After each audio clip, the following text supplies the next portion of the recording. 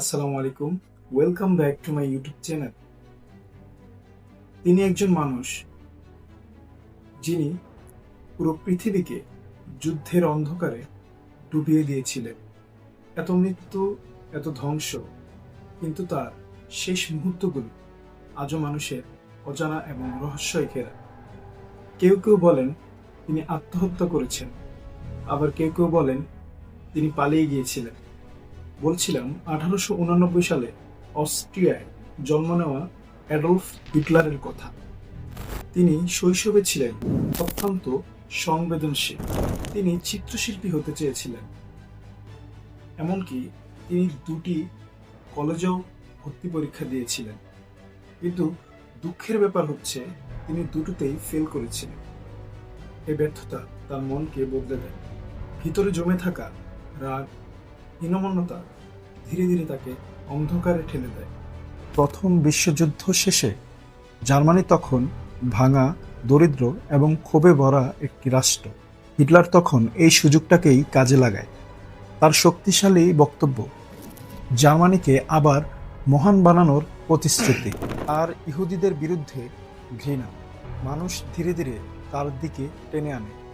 1933 সালে তিনি জার্মানির চ্যান্সেলর হয়ে ওঠেন। এর পরপরই তিনি পুরো গণতন্ত্র ভেঙে একনায়কতন্ত্র প্রতিষ্ঠা করেন। 1939 সালে পোল্যান্ড আক্রমণের মধ্যে দিয়েই শুরু হয় দ্বিতীয় বিশ্বযুদ্ধ। হিটলার তখন দ্রুত ইউরোপের বিশাল একটি অংশ দখল করেন। তার বিশুদ্ধ জাতি তত্ত্ব ছিল মানব ইতিহাসের সবচেয়ে ভয়ঙ্কর মতবাদগুলোর একটি। ইহুদি এবং সমকামীদের তিনি সবসময় অযোগ্য মনে করত। তাদের কনসেন্ট্রেশন ক্যাম্পে পাঠাতে হতো, যেখানে প্রায় 60 লাখ ইহুদিদেরকে হত্যা করা হয়েছিল। এটা ছিল আধুনিক ইতিহাসের একটি অন্ধকার অধ্যায়। কিন্তু হঠাৎ যুদ্ধের মোড় ঘুরে তার পতনের সময় চলে আসে। 1943 সালে সোভিয়েত ইউনিয়নদের কাছে স্টালিনগ্রাদ যুদ্ধে হেরে তখন হিটলারের সাম্রাজ্য ধসে পড়তে শুরু হয়। পশ্চিম দিক থেকে ব্রিটিশ আমেরিকান বাহিনীরা আর পূর্ব দিক থেকে সোভিয়েত সেনারা জার্মানির দিকে এগিয়ে আসছিল। হিটলার তখন বার্লিনের আন্ডারগ্রাউন্ড একটি বাংকারে লুকিয়ে পড়েন। তখন তার চারপাশে বিশ্বাসযোগ্য মানুষ কমে আসে। তখন তিনি মানুষের কাছে হয়ে যান পরাজিত এক স্বৈরশাসক। ইতিহাস বই বলে 1945 সালের 30 এপ্রিল তিনি তার নিজের মাথায় নিজেই গুলি করে আত্মহত্যা করেন। তার স্ত্রীও সাইনাইড খেয়ে আত্মহত্যা করেন। তাদের দেহ বাইরে নিয়ে জ্বালিয়ে দেওয়া হয়, আর এটাই সরকারি বর্ণনা। কিন্তু এখান থেকেই শুরু হয় রহস্য।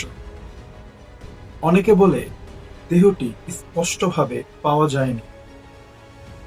সোভিয়েত সেনারা দাবি করে তারা হিটলারের অবশিষ্টাংশ পেয়েছেন, কিন্তু পরবর্তীতে ডিএনএ টেস্ট করার পর জানা যায় সেটি একটি মহিলার খুলি ছিল। এতে রহস্য আরও ঘন হতে থাকে।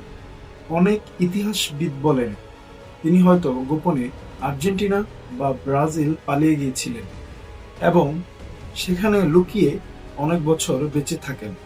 কিছু রিপোর্টে এমন ছবি পাওয়া যায়, বয়স্ক একজন লোক, তিনি হিটলারের মতোই দেখতে, কিন্তু সত্য আজও অজানা।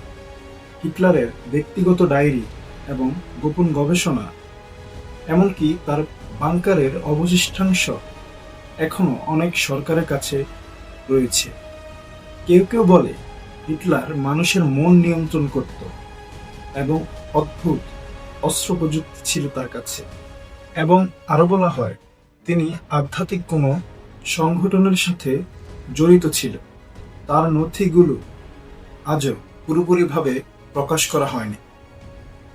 মনে করা হয় হিটলার ইতিহাসের সবচেয়ে ভয়ঙ্কর চরিত্রের একজন, কিন্তু তার জীবন, তার ক্ষমতার উত্থান, আর বিশেষ করে তার মৃত্যু আজও রহস্য দিয়ে ঘেরা। আপনার মতে হিটলার কি আসলেই আত্মহত্যা করেছিল, নাকি পালিয়ে অন্য কোনো দেশে চলে গিয়েছিলেন? কমেন্ট বক্সে জানিয়ে দিতে পারেন। এমন রোমাঞ্চকর এবং রহস্যময় ইতিহাস জানতে আমাকে ফলো করুন, আর যারা ইউটিউবে দেখছেন তারা অবশ্যই সাবস্ক্রাইব করে ফেলুন। দেখা হচ্ছে নতুন কোনো ভিডিও। আল্লাহ হাফেজ।